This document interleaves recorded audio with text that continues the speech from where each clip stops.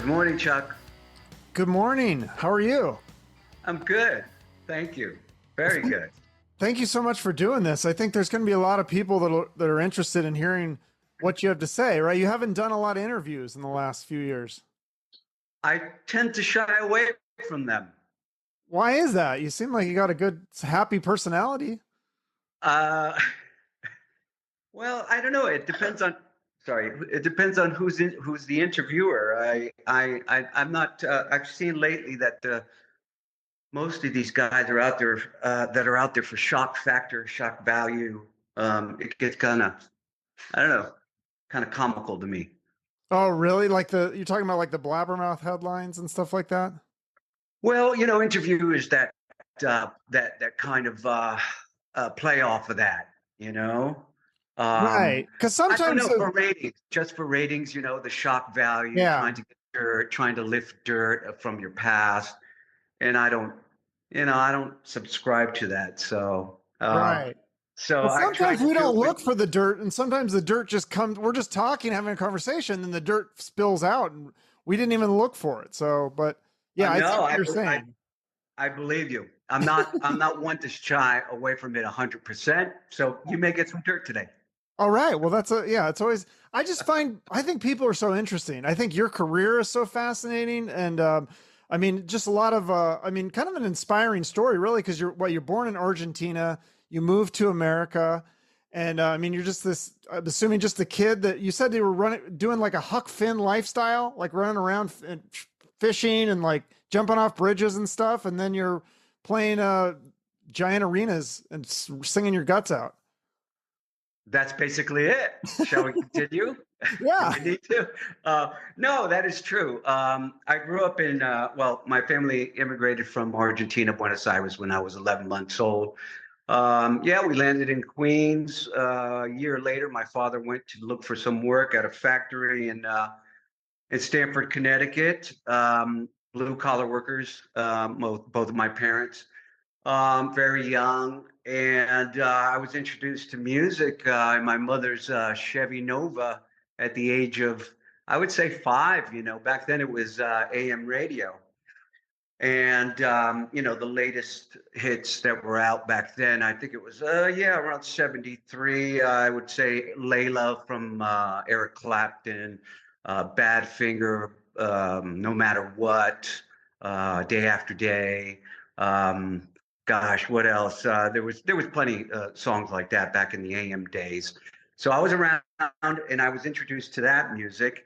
And this song that I wasn't able to get the title to came on, and it was my favorite one that I loved to listen to while I was in the driving, doing the errands with my mother.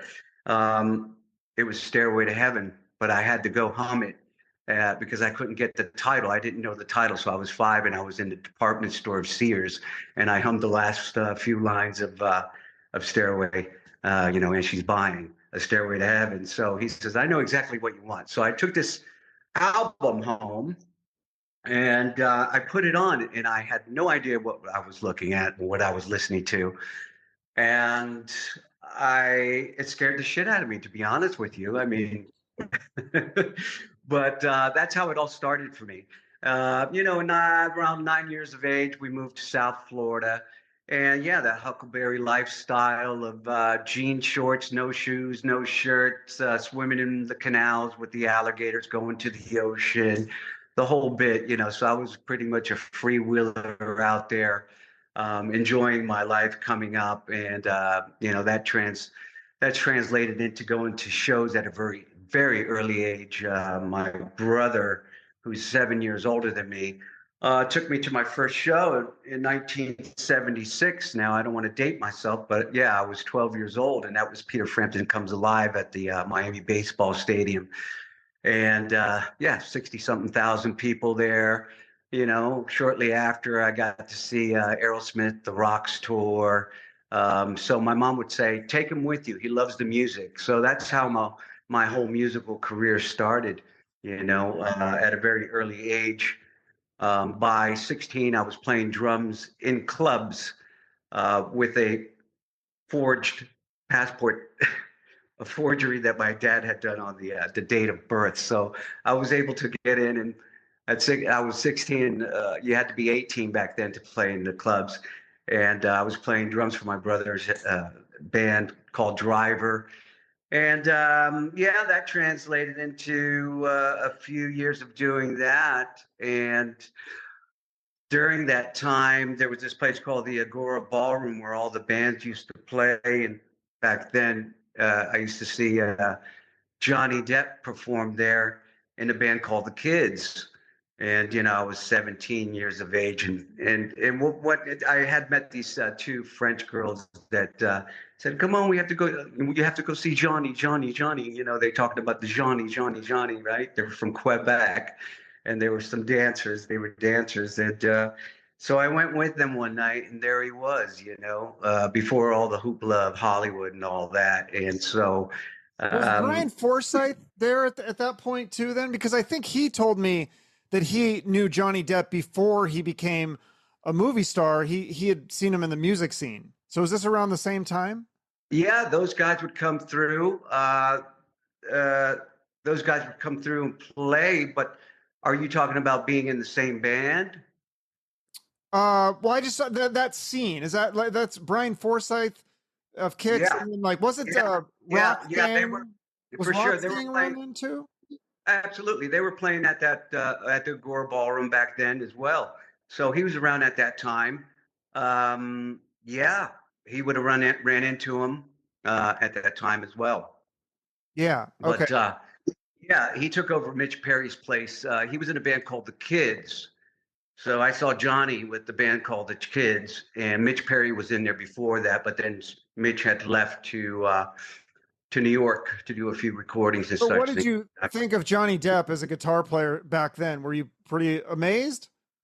Well, I only saw him as a musician, Yeah. He was up there doing his thing, he had this new wave haircut and this dangling earring, and all the girls were on his side. So you knew something was happening there already before the whole Hollywood hoopla. And then, of course, I would hear later that they went to LA, whatever it was, a year or something, like when I was 18 or something like that, and that they moved to LA and they tried to make it as a band, and that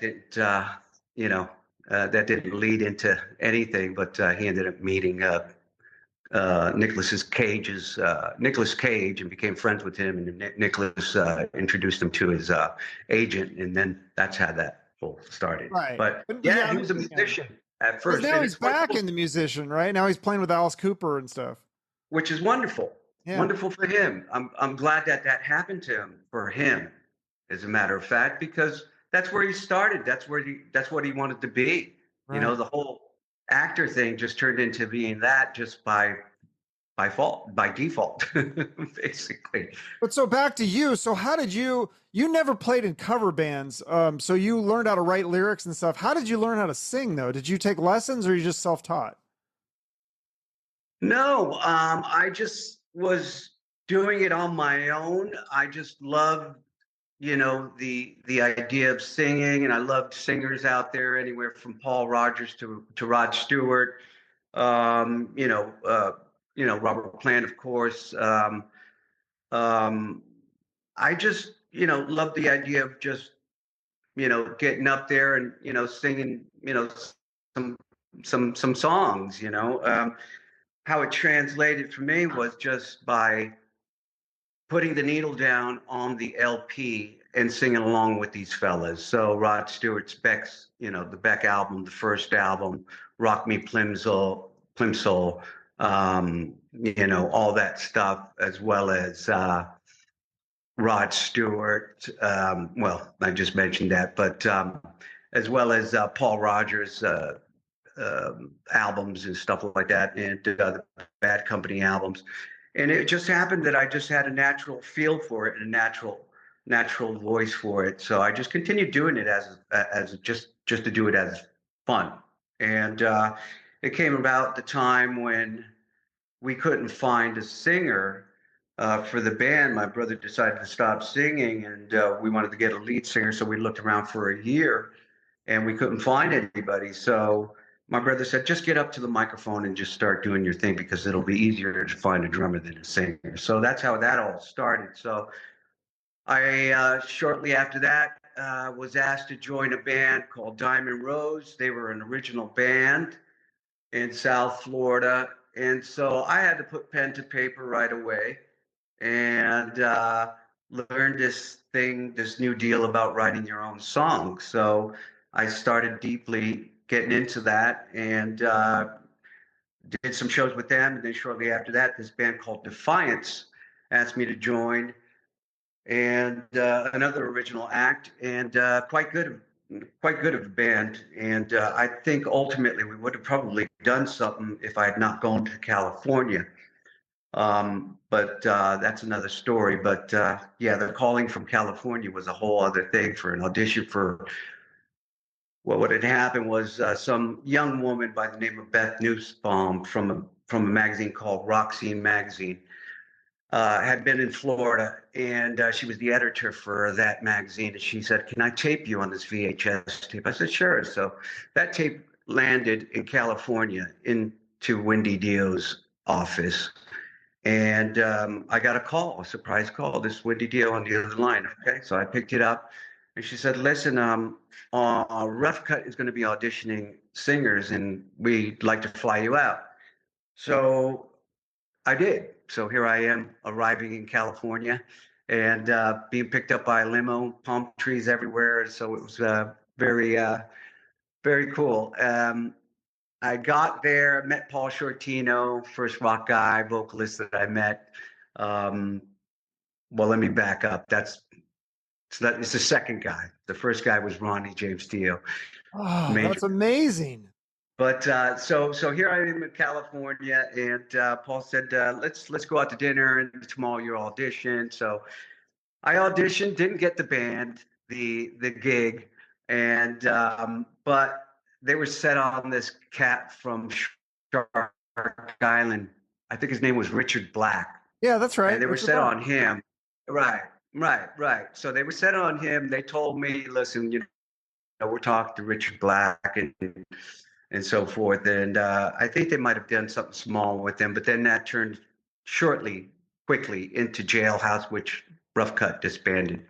And so that was my first introduction. Shortly after that, I get a call from Racer X, which was the highly technical band that we all know about with Paul Gilbert and Bruce Bouillet, but Paul had just left, and they brought this cat in named Chris Arvon. So, anyways, I went back to Florida, didn't get the Rough Cutt gig, but I got shortly after that, I got a call from Racer X, and so I flew out for that. They had gotten this guitar player, Chris Arvan. I went down to the rehearsal room, and man, I was blown away by the technicality of what these guys had, and Scott Travis on drums was heavy, and I think possibly why I was offered the gig, John Alderete, another main person in my life that had gotten me to point A to point B. I just thought that there was no room for me in that band. I don't know, as a vocalist. So I mean, I just thought that I thought it was just too musical for me, and I wanted to just simplify, have simple songs, but with an edge. So So is that when you went to Mark Ferrari's band? yeah, at the same time, while I was out there, Wendy had told Marc about me because she said, I don't know why Rough Cutt didn't choose you. I really enjoyed your audition. I thought you were the guy. But I'll tell you what, I'm going to keep in touch with you. So Wendy had brought up my name to Marc because Marc was looking for a singer. So while I was out there, I get a call shortly after that from Mark Ferrari from Kiel. And he mentioned, listen, I'm putting a new band together, and I'd like for you to come out and check it out. So here we are again, being flown out to to California. And I'm hitting it with Marc and these new guys from all around, all different bands that have done a little something or another. Eric Gammons came from Pete Way's Wasted, and a few other. The drummer came from some other band, I don't remember, but anyway, so he offered me the gig. So I found myself flying back out and living with Marc off of Poinsettia, right across the street from Rock and Roll Ralph's, where everybody used to go shop, and all the musicians there on Sunset. And yeah, we roomed up for a year and a half. Got a deal on MCA. Um, those times were great. You know what I mean? Everything was new. Hanging out with Marc was great. Hanging out with these young, with the young fellas was great.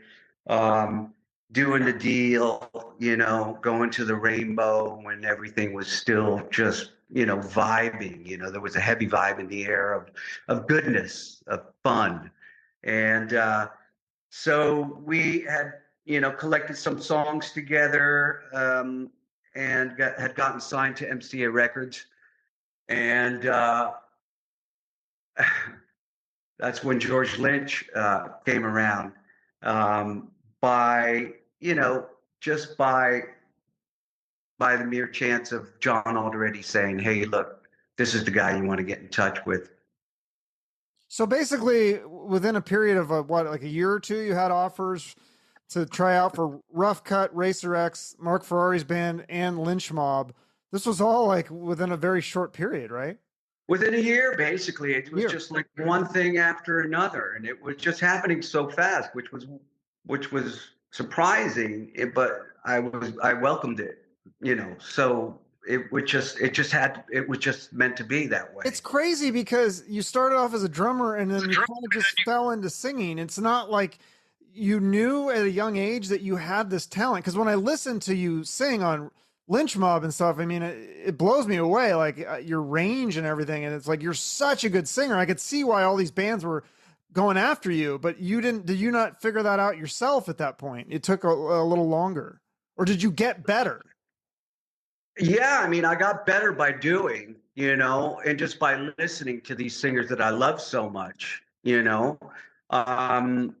and emulating them a bit until I found my style, my own zip code, which I tend to call it.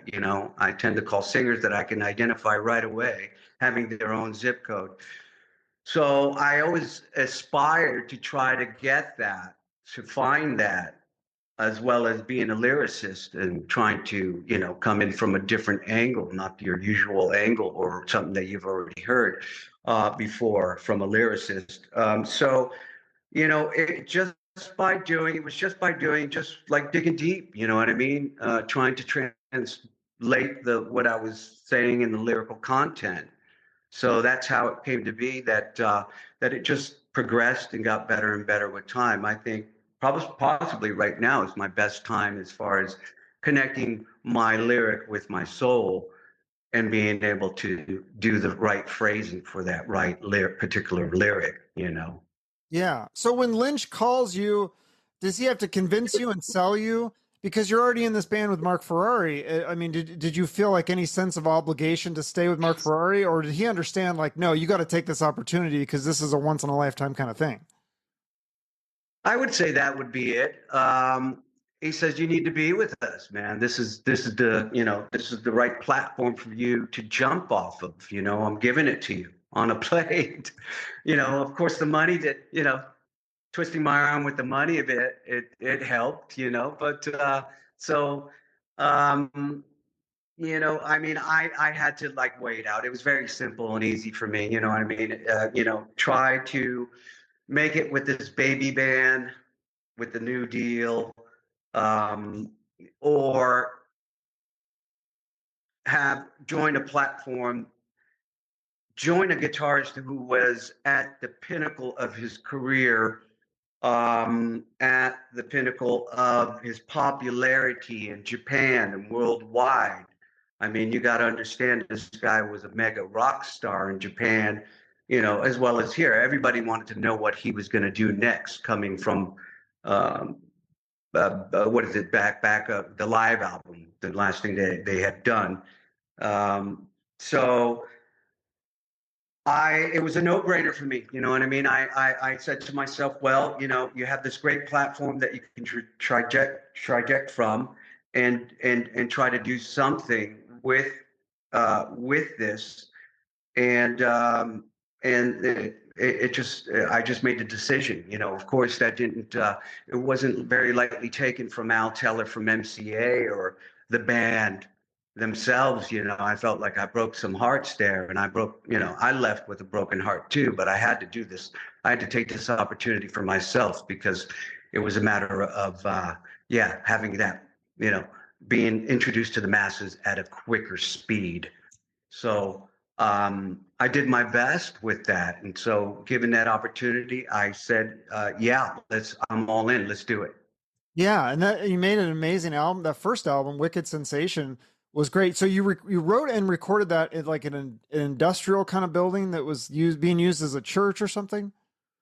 That's right. It was a Christian Science church. It shortly became something else.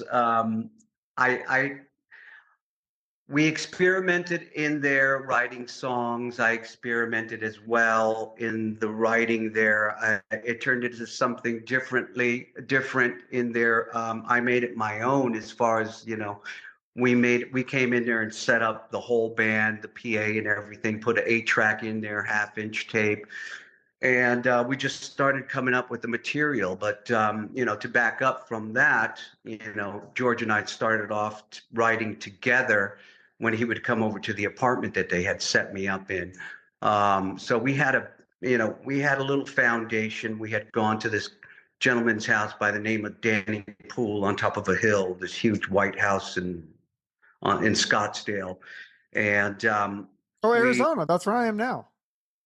Okay, so in 1989, they set me up right by the Princess Hotel, which back then there was nothing there, right?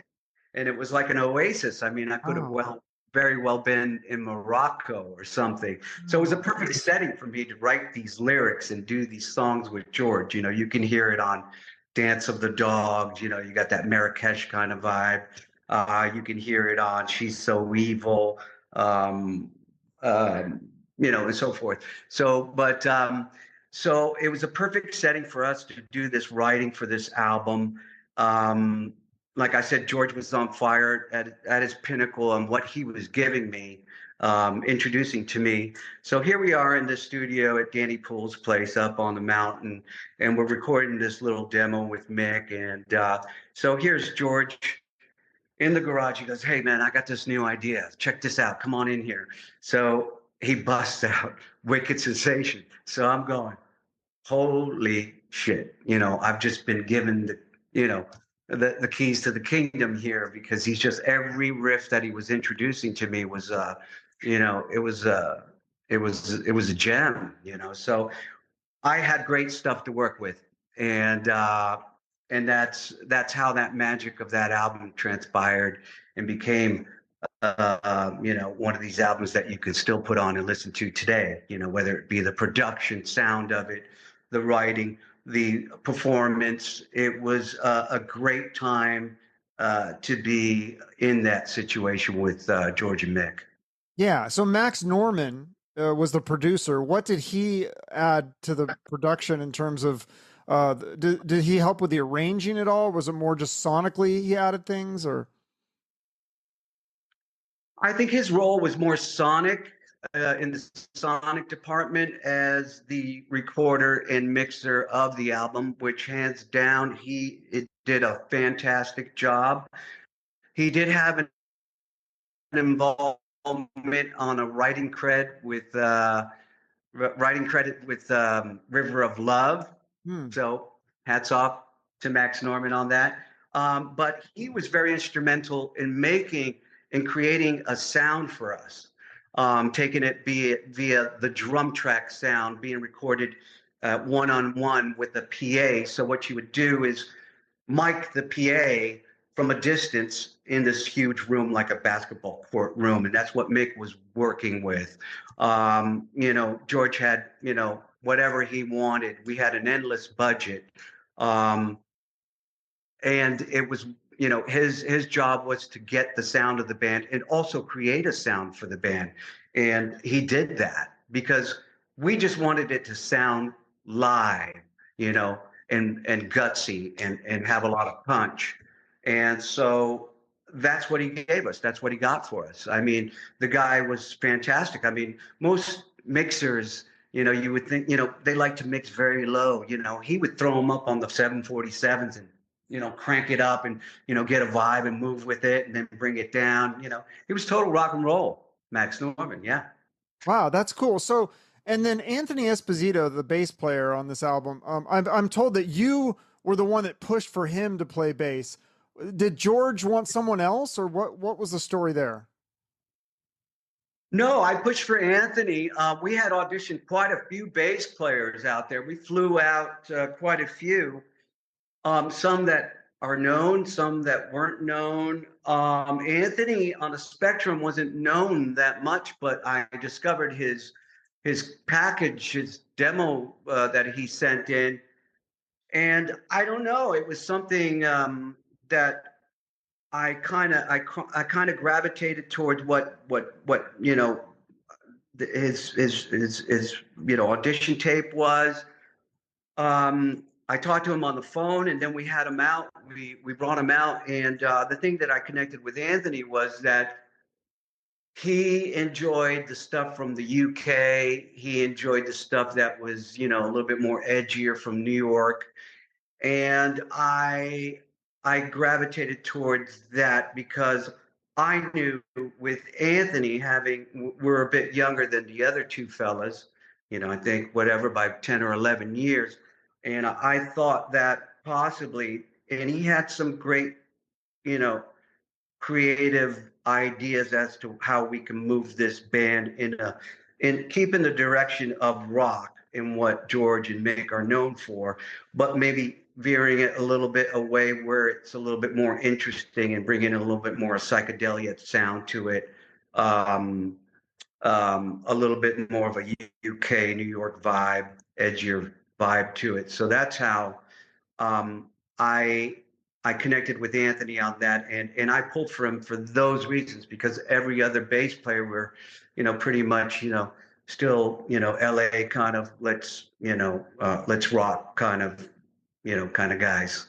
Gotcha. So then you guys do tours with Queensryche and Cinderella and Tom Keifer. Did you learn things from those tours, because you're still relatively new at singing at this point? I mean, did you get tips from Geoff Tate and Tom Keifer in terms of stage moves or vocal tips or any of those kinds of things? Well, I'll tell you, Tom Keifer was an absolute great guy, professional. Every night that those guys sounded dynamite every night. Cinderella was, king in my eyes. As far as him giving me any tips, I really didn't look towards him for that. When I would say hi to him before they would go on stage, he would have a beer and he goes, "I'm just getting ready for them," And so he was. They were great guys. As far as Geoff Tate, those guys were like a machine on the European tour. I appreciated what they did. He used to do some funny stuff, like he'd come by the dressing room and sing River of Love, the chorus to River of Love, with his operatic voice. So it sounded a little funky and funny, but he never sat with me to give me any tips. The person that did that with me, who was like the master that I looked up to, was the great Ronnie James Dio, who I met in '88 in Florida at West Palm Beach Auditorium. I met him. I had the chance of meeting him, and I went backstage and talked to him about the voice. And this is before I made that full commitment to moving out to LA. We talked about the voice, and for a good hour, he gave me his time so graciously. And he said, "Why don't you come over, meet us at the bar at the Hilton?" So, okay. So I went there next, and we talked some more. And he said, "So what are you going to do?" And I said, "Well, I'd like to be a recording artist, and I'd like to tour the world." And he says, "Well, that means that you have to move to California, because it's easier, to get that done." So I said, "Well, I don't know anybody in California." He says, "What do you do now?" So he gave me his number, Wow. and shortly after becoming, the singer for, Ferrari, and Wendy was managing the band, of course, so that helped. Hmm. We struck up a relationship to the point where we became family for many years, up until his passing. Yeah. Well, that would make sense that why then how you would Uh, later be in but Dio's Disciples. as far as voice, he definitely, uh, when I was recording the demo for Ferrari, um, he just killed me. He simply killed me. He says, just a little harder, mate, a little harder. You know what I mean? So he got the best out of me. So I think he served his role as a master of guiding me in different places and giving me good tips. Yeah, that's cool. So then you ended up leaving after the first album with Lynch Mob. From what I understand, it wasn't didn't sound like a lot of drama. Just that you were younger at the time. You know, they were older, and it was just tough for you to kind of handle the dynamics of being in a band, and it was maybe overwhelming to be on stage in front of that big of a crowd that young. Is that what it was? Yeah, I mean, I had some problems during the tour where, it was just so hard for me to get above George's wattage of decibels that he was putting out. You know what I mean? Um, to the point where I'd walk over to the side of the stage and my whole brain would rattle. You know, is it was something fierce. So he didn't have much mercy on on me back then. Over time and over the years, he's become quite he accommodated quite a bit. But I think that ultimately I just possibly wasn't taking care of myself the way I should have. I mean, I've gotten it so quick and so fast that I was enjoying the ride and wasn't getting enough rest out there and, doing all the, rock star things that one does. So that tended to, have wear and tear on me.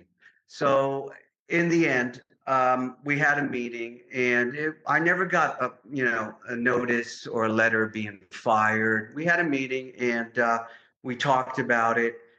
But I knew for me at that time, I was like, well, I'm sort of, I feel like I'm, being cornered here. So I decided to respectfully leave. And so I did. And shortly after, I got, a deal with Atlantic Records for this new project that I wanted to do, Violets Demise. But again, I'm sorry, I lost my train of thought. So your question again? Yeah, no, just so interesting too because when you look at like the Lynch Mob history, you're kind of in and out of the band several. So it's just interesting because I don't know how that goes. Like, is it a thing? I don't assume that it's like this dramatic, like you're fired or I quit, and then like they call you back. I think is it more just of a casual thing, like, hey, do you want to join on this tour or this album, and then you kind of just do it whatever fits your schedule, or how does that work that you're in and out so frequently? Well, let me back up again. I mean, for the second album, they snuck me into the studio, Goodnight LA studio with Hmm. Keith Olsen. Um, we got a call, and I was being managed by, like I said, I had already a deal with Atlantic Records. I'm working with Rowan Robertson, who is the Kid Whiz Wonder guitar player, bless his heart. And we get a nice deal on Atlantic Records. We're in a rehearsal room with top musicians writing, and we get a call from Goodnight LA. This is Keith Olsen. We'd like to bring Oni in to have a listen. So Wendy and I went to the studio, and this is all going on behind Robert Mason's back. I mean, but I had to go have a listen. So I went in, and I sat there, and then automatically I heard a voice, but I said, damn, this sounds like Glenn Hughes singing. So I said, Keith, who's singing? Oh, this is Glenn doing all the guide vocals for the album. I said, this is Glenn Hughes, right? So, so here I am hearing Glenn, who sounded fantastic on this song. I think it might have been, yeah, it was Tangled in the Web, which would be their next single for that second album. And so I hear this voice, and I said, well, is there any room for any writing in here? Um, Keith said, no, know, the songs are already written. It's a done deal, but we'd like for you to sing on the whole album. So, as much as I loved that band, I felt that the sound was gone. The Lynch Mob to me was the moodiness, the darkness, the psychedelic of what I wanted to transpose in that that band, the heaviness. Once I heard the saxophone or whatever it was on Tangled in the Web, I said, it's just not appealing to me. It wasn't Lynch Mob to me anymore. It was a producer's band, and that's what it was. I thought. I think they lost their direction, their eagle eye is what they lost, and that was me. So, so that was that. I mean, they did well and they toured, but music was evolving and changing. Right. Well, yeah. So let's talk. So you end up, like you said, you're doing this Violets Demise, which is now re-released. I think it's under the title Logan Robertson. And I listened to some of this. This is cool. I mean, this sounds like Alice in Chains because you've got Dave Jordan who produced Alice in Chains, and it's cool. I mean, it's too bad it never got a proper release because I think this could have been huge for you. I think this could have been, you guys could have been the next Alice in Chains. It's kind of weird that the studio or whatever, the record label shelved it. I don't really understand why they would do that. Thanks very much, Chuck. Yeah, that was a labor of love. I mean, what we did with Violets Demise is that we had the time to create art. So I call it rock, or rock art. I wanted to do something different, keeping it heavy, keeping it psychedelic, keeping it, more in that unknown area, the unseen area of sonics and sonic adventure. So what we tried to do is build a landscape for me to do what I thought was maybe poetry on there, or the experiences that I was having by traveling and trying to do something like, a piece of music, but like an art sense to it. So, like I said, we had the budget, and we had Dave Jordan, who loved the band. I mean, he wanted to do this right from the start. Once he came into rehearsal, he was like, I'm in on this. And he had just finished Dirt with Alice in Chains, and he had prior history with Chili Peppers' Mother's Milk, Jane's Addiction, so forth. And we were in that time. We were in, I was coming out of Lynch Mob, growing out of Dio, and we had to adapt a little bit to this changing of the sound. There was a changing of the guards of the music stylistically. So I thought, what I want to do with what I had wanted to do with Lynch Mob, I'll do in Violets Demise. So, so I had a perfect open palette to do what I wanted to do. The songs were constructed over a 2-year period. We did nothing but come up with riff after riff in the rehearsal room, re-record on these, on the 8-track, find the right musicians. We had a young Scott Coogan who was barely 21. We had Spencer Campbell who had played with, Sheryl Crow and so forth, and all these people. And so the thing is that we did this recording. The Atlantic listened to it, and they go, we don't hear a single. So we went back to try to appease them, And yeah, we recorded 2 or 3 tracks, and we thought that that was the best that we could do without getting too corny or whatever you might reason with. And so we handed those over, and they said, "Okay, right, we got what we want." And at that time, Atlantic was changing president of the company, and we ultimately got lost in the shuffle. We had no more pull. Our A&R guy didn't have the pull to get us through the gate of getting it released, which was a heartbreak, a big heartbreak after putting all that time in. But as you mentioned, it is a very cool album, sonically, musically. I think it's so diverse and different from what everybody else, my colleagues or peers, were doing.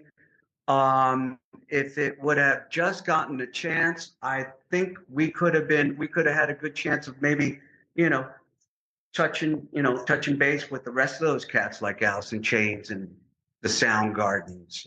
Yeah.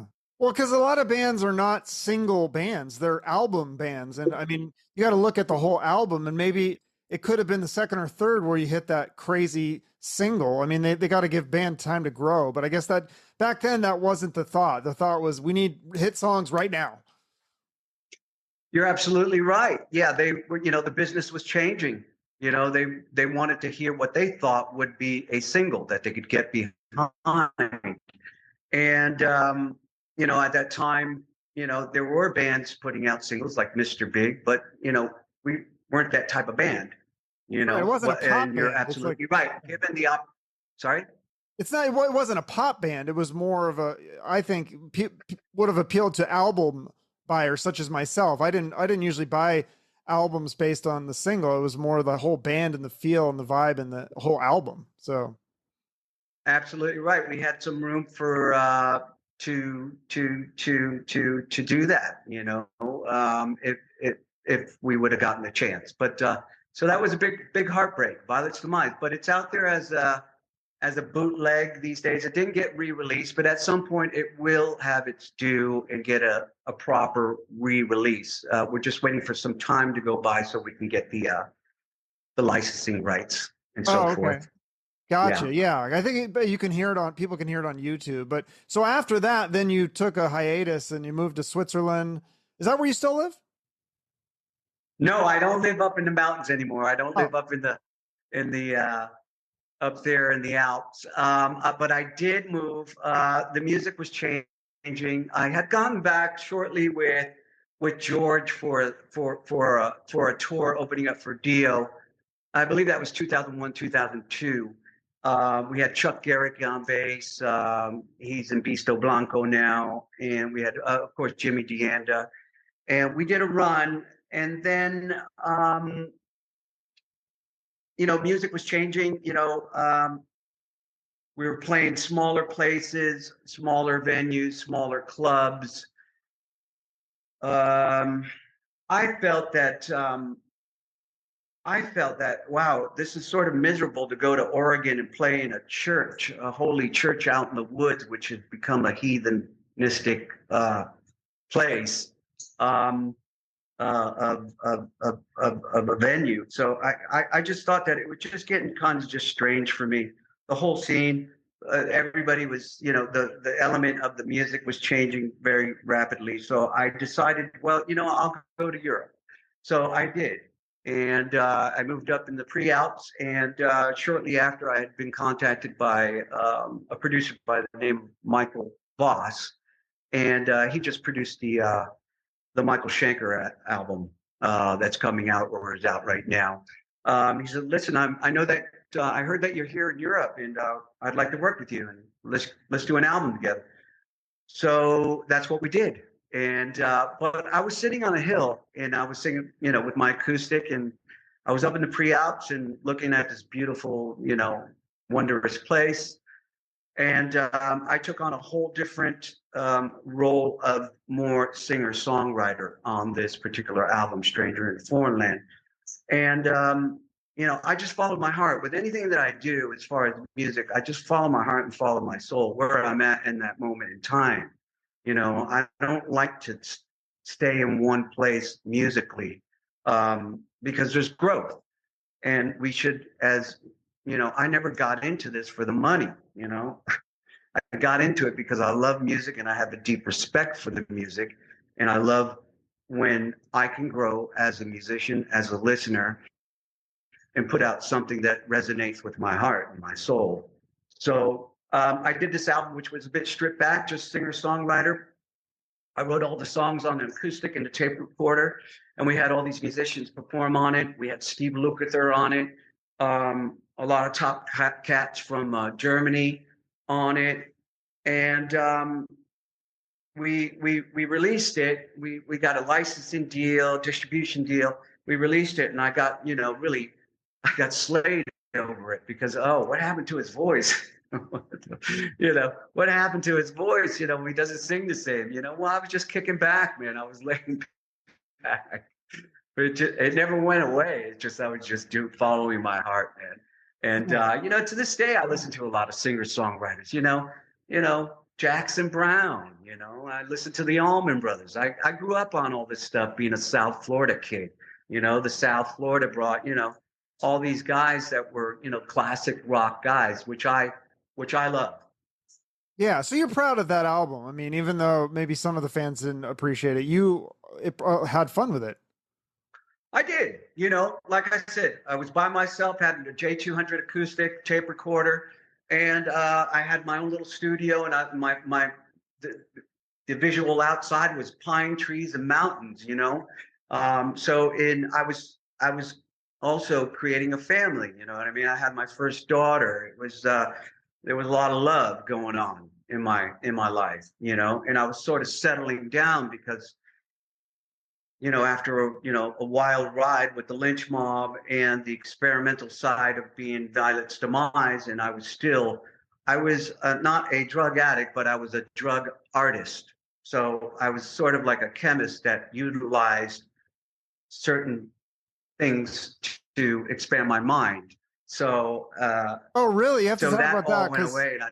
I just had right before you actually just interviewed the psychologist who's doing all this research with psychedelics and how psychedelics can help treat addiction and all these things. So were you using psychedelics? Is that what you're talking about? Or I did in the Lynch Mob, and I did in Violets Demise. Like I said, it was more of like being a chemist and trying to take something from the outside and draw it into me that I wouldn't have thought about being in just the conscious normal state. So letting my inhibitions go wild a little bit outside of the box allowed me to come up with some of the harmonies in Lynch Mob, like Unheld Child, or even the vibration of it, having that, experimenting with those outside psychedelic things, tabs, allowed me to transfuse that fabric into Lynch Mob and also into Violets Demise. I used to do a lot of camping in Violets Demise. I used to do quite a bit of mushroom taking in Violets Demise.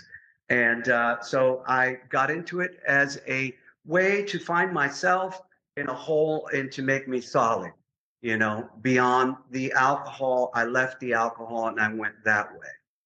yeah, I mean, that's what this guy's talking about. Like, so in a sense, it was a healer for me. Yeah, he's talking about, I mean, this guy's a psychiatrist and he's using psilocybin to help treat addiction to smoking, addiction to alcohol, and PTSD, all sorts of things. It's really interesting research. You still there? Hello? So Lost you for a second. Oh. Hello?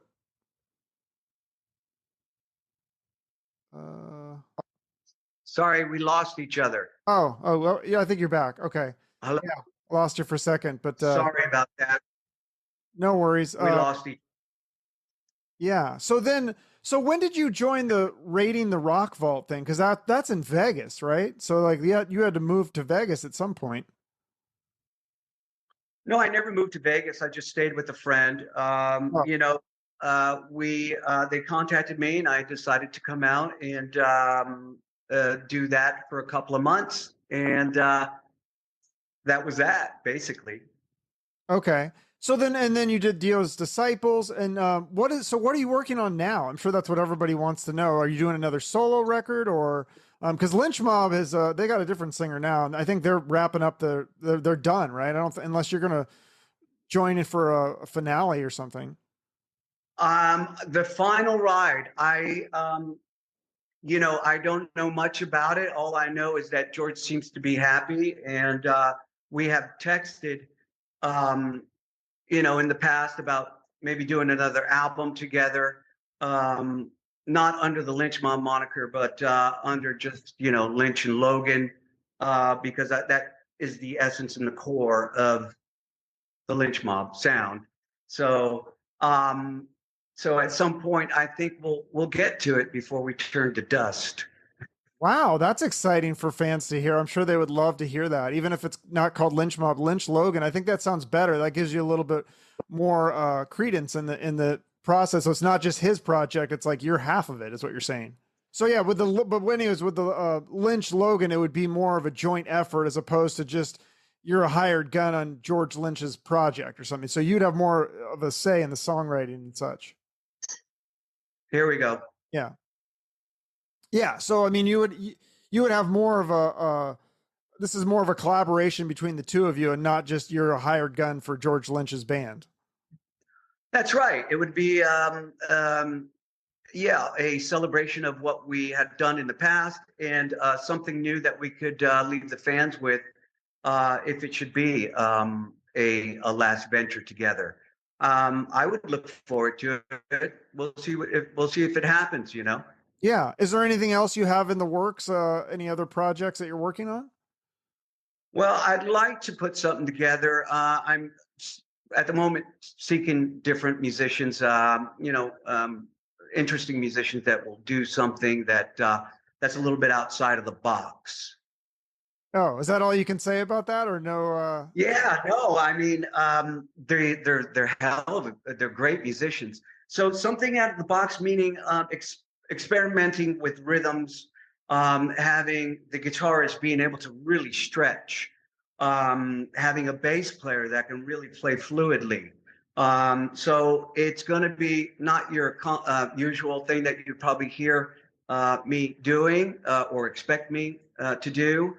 It'll be something that is going to be adventurous. I think at this point in time in my life, I have to allow myself to have that. If I don't, there's not going to be any growth. I've become bored rather quickly if I stay in the main route of what everybody expects me to do. And I hope that people will come along for the ride, and accept that we all have to grow. I found giant leaps in the past 2 years, self-wise, individually here. And I know that it's here too as well, that my longing and my thirst for creative adventure has never been so high in its pinnacle of what I want to do than now in my life right now. Oh, that's exciting to hear. I'm excited to hear it. I love all sorts of different styles of music. So anything that you're going to do, I think will be great. And because you're older too. You're not 20 years old, and so you just can't do the same thing for your whole life. You want to grow as a person and musically. Yeah. So I mean, we could wrap this up. I don't think there's too much more to discuss, but yeah, I was just saying. So with this project with George Lynch, this would be more of a joint effort between the two of you rather than you just kind of being signed on as a hired gun. Well, I never was signed on in the first place as a hired gun. We were always 50-50 in partnership as far as the money, and also on a creative level. So that has always remained right from the beginning. That's why we don't. You'll see me not go out on tour, because that is the deal that we started with, and that's the deal that we normally do when I'm with him. I understand that that he has a need to go out and make it favorable for him. So that's why we're probably not working together right now. Well, that is the reason why we're not Okay. working together, because it's he'd rather favor paying some fellas a fee instead of sharing the loot. Gotcha. So then why wouldn't this just be under the Lynch Mob moniker? Why call it Logan and Lynch? Because I think that's the true essence and the core of Lynch Mob. And ultimately, the brand Lynch Mob is owned by George Lynch, which doesn't favor me at all. After doing so many years, so many miles and years promoting his brand and name, it leads me to, I mean, I worked all those years and spent all those miles building his brand. So it doesn't do me any favors, but it is what it is. It's his name and I accept it, and that's the way that it goes. But it doesn't favor me when I say I wanted like to go out and do dates talking to an agent under Oni Logan. Oh, Oni, it would be great if you could just use the Lynch Mob name, because you have history and the promoters know this brand name, and they know that this brand name will bring in clientele. And you've also got this other project that you can't disclose yet, but this is going to be a departure from all that, though. Absolutely. This new departure will be, this new idea of recording will be with some really good musicians that are a little bit out of the box. And when I say this as a positive, working around rhythms, polyrhythms, and so forth, and being able to stretch vocally into areas that I haven't done before. We're all growing, and as music lovers, we become, our ears become more expansive, and we tend to draw in from different areas of different cultures, different music that just so widely out there. I'm a big fan of listening to all types of music, and so I'm no longer 20, I'm no longer 30, I'm no longer 40. Right. So when is this new project coming out? Do you have a release date or? No, I don't have a release date. I'm just talking to a few musicians right now, and they're all rather well known, and they know my history in rock. Sometimes they go, "Oh, he's a meddler," but it's not true, because I can sing the blues, I can cut up the rug with soul music. I'm pretty versatile as far as my voice works. There's been an acceptance from their side, which is nice to know that they're willing to work with me. So I won't name the musicians right now, because I'd like for it to become into fruition before I announce anything. Okay, cool. So you got that project, you got the collaboration with George Lynch. Anything else on the horizon? Well, nothing on the horizon. I did an album. I did release an EP last year. It was called The Cosmic Trust Sessions. You can find that at oniloganaofficial.com. That's available for purchase. It's a 4-song EP. You can check me out on all my socials, and you'll be cued in as to what's the latest. Okay. Well, thank you so much for doing this. I appreciate it. Thank you, Chuck. I appreciate it. Nice talking to you. Yeah, you too. Sorry for the technical difficulties, but I think we got past it. We got past it, and sorry about that too as well. Okay. Well, thanks so much. We'll be in touch. Take it easy. Okay. Thanks. Bye-bye. Bye.